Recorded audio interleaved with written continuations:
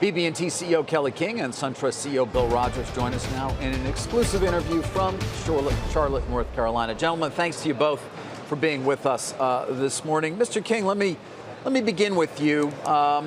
Both you and Mr. Rogers have certainly fairly recently outlined your views of going it alone, of the strength of both of your franchises. So why is now the right time, and how did this actually come to fruition, given, of course, that both of you certainly have seen a very strong path ahead for both your companies as independent? Well, we've both been very laser focused on organic growth because, frankly, that is the best way for any company to grow itself from a quality and a profitability perspective. And to be honest, it's the only thing you can really control. But at the same time, Bill and I have talked for a long time from an industry perspective about the changes in our industry and the tremendous increase in the need for technological investment to be able to provide the level of digital capabilities that our clients now demand. And our clients now demand what I call real-time satisfaction. They want what they want, when they want it, right here, right now. And so we are all facing an increasing set of complex economic realities where we have to invest more and more in technology. So while each one of us was doing fine today, we both recognize that to go forward, move forward with the best premier financial institution, we needed additional scale so that we could make the technological investments necessary to provide the very best digital platform and other technological support features. And so as we talked over the last few weeks, we recognized that we had two great companies that were doing fine, but working together we could do even better. Yeah, I think the key of the E is that it's E, and we have two really strong institutions coming together. But Kelly and I also talked about it has to be for something, so this is for the future and building for the future. And I look at it as we're doubling down on organic. I mean, we're now creating the sixth largest bank in the country who's going to have significant organic growth opportunities. Mr. King, I've followed mergers and acquisitions for a very long time. I think it's fair to say that merger of equals have a somewhat checkered history. Some work, some don't. You said on the call you're going to make this the best merger of equals that's ever been done. How are you going to do that?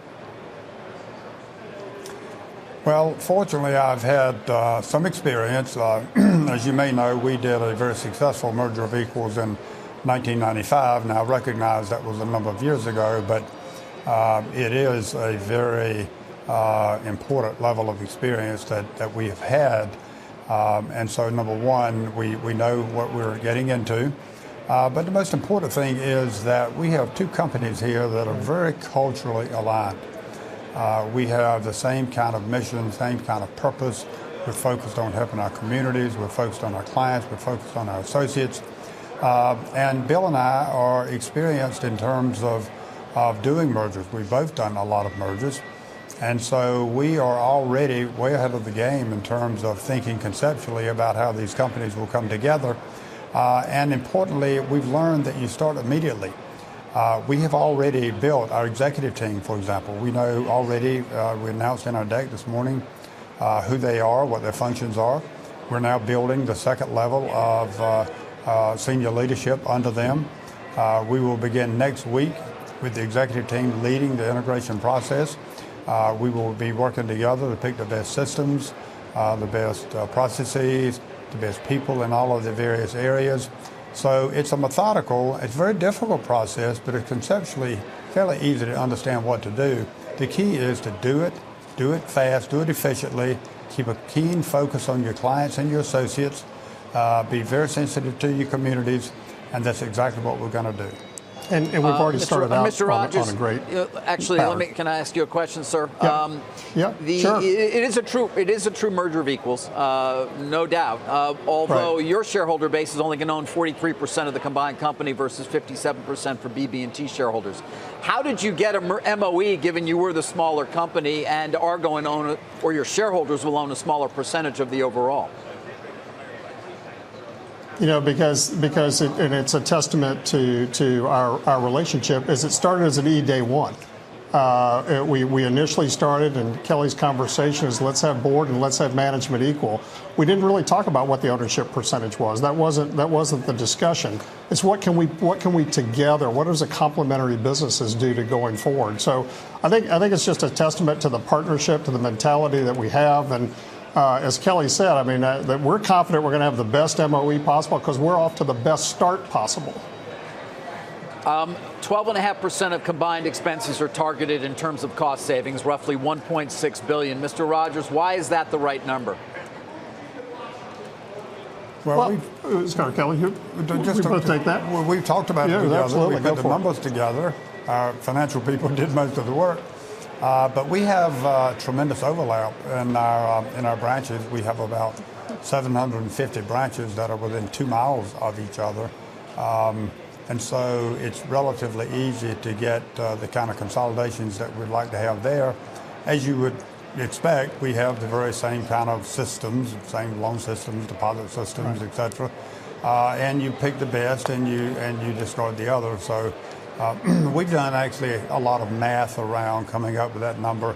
To be honest, it's a fairly conservative number, but we believe in being conservative. We're both conservative institutions, and we would rather expect we probably would beat those projections. And I think, as Kelly said, and we've said throughout, it really wasn't about the cost saves. It's about what can we invest and creating the capacity to continue to invest in our company. And I think this level of cost saves gives us a significant running room in terms of investing for the future. Yeah. Now, you mentioned, of course, 750 branches within 2 miles of each other. Orlando, Atlanta, you guys are, number 1 and 4, 1 and 5 in terms of deposits. Can we expect, and should your employees be bracing for layoffs as a result of potentially closure of branches and the consolidation and cost savings that you're talking about? Yeah, so we announced this morning in our call and in communication directly with our associates that Bill and I both are saying to our respective associate groups that we are saying to our client-facing, performing associates that don't worry, you have a job. We've learned in mergers in the past that it's very important that the people that are dealing directly with clients, that they need to know right now immediately that they have a job. And I reemphasize for those of our associates, SunTrust and bb&T that are watching and listening now, if you're a client-facing associate and you're doing a good job, then your job is assured. Because here's why that's important. When the client walks in, right, they don't care about me and Bill. They don't care about mergers and metrics and all that kind of thing. They walk up to the associate and they say, are you going to be okay? And if the associate says, yes, I have a job, I'm going to be okay, then the client says, that's cool, and they move on. So we will take care of our client-facing associates. They are assured of a job, and we will work with everyone else, not just client-facing associates. We will work very hard so that this is a good experience for everybody. We are very compassionate organizations. We want to have everyone be successful. More importantly, we want them to be happy. And so we'll be working very hard to make this a very good, pleasant, happy experience for everybody involved. I don't think you're going to find any banks that care more about their teammates, associates than the two of us. And Kelly and I are committed to making this work. Hey, Bill, when viewers think about the competitive pressures you're under, particularly in the digital space, should they think first about the money centers, or is it more about non-banks? I think what Kelly and I think about the competition is everybody, and the competition is for our clients and making sure that we're relevant. And the good news is we come in with really good strength. I mean, we've got great performance on our digital platforms. We've been making investments to date. So what we get to do is double down on that. So we view the competitive environment that anybody who's trying to acquire clients, and we want to be the most relevant, the most competitive, and the most innovative against all competition. And what we really focused on the fact that in today's world, there really is something I call T to the third power. It's about touch, it's about technology resulting in trust. Absolutely. And so we have fantastic touch, we always have. We have really good technology, but we're going to, as Bill said, double down on technology so that the integration of the touch and the technology meets the clients where they want us to meet them with the best service quality delivery, and that gives you the optimum client experience. Kelly, obviously the market likes the deal. Both stocks are up. They like the cost saves.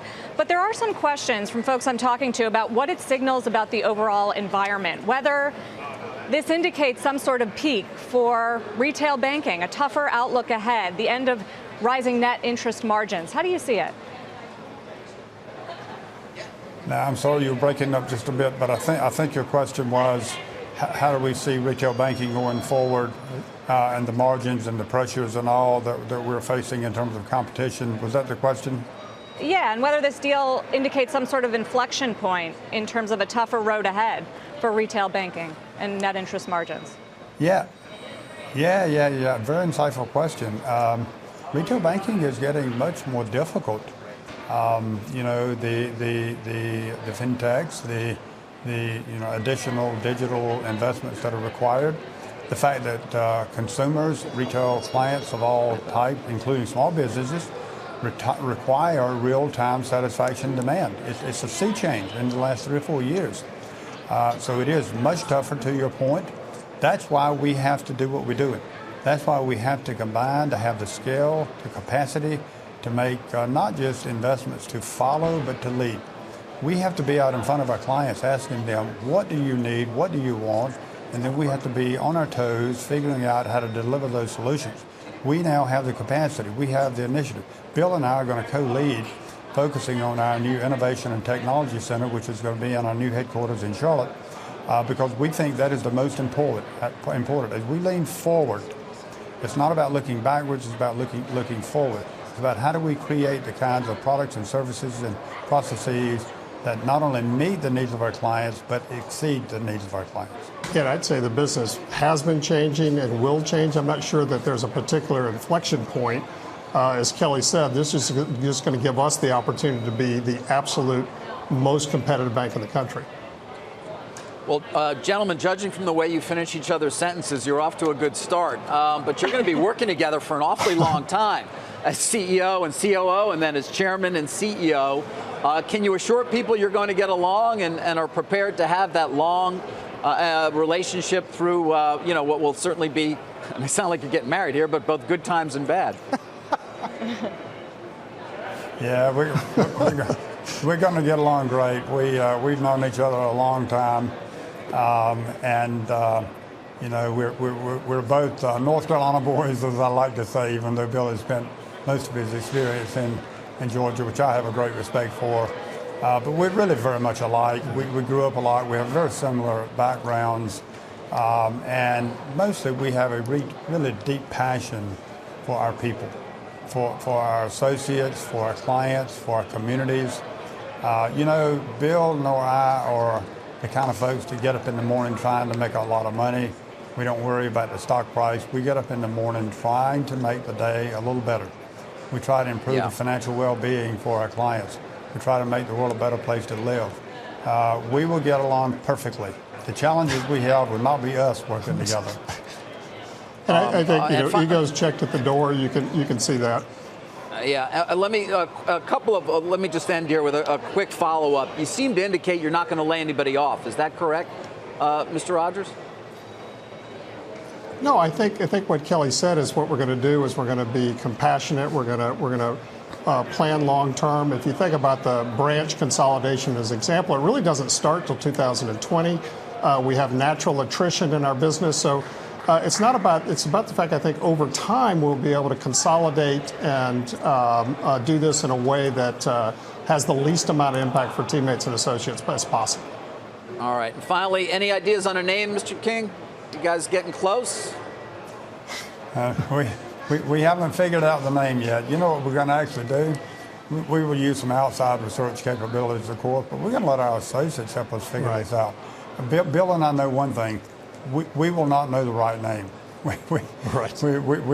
need a name that our young associates, our millennial associates, our clients pick. It's not about what name we like. It's a name that resonates with our clients. But conceptually, it is a name that is a forward-pointing, exciting name that says this is a company that is moving forward. Yes, they have a really good legacy. This is a company on the move. They're on their toes. They're moving forward, and that's exciting to me. When we find that name, we will know it.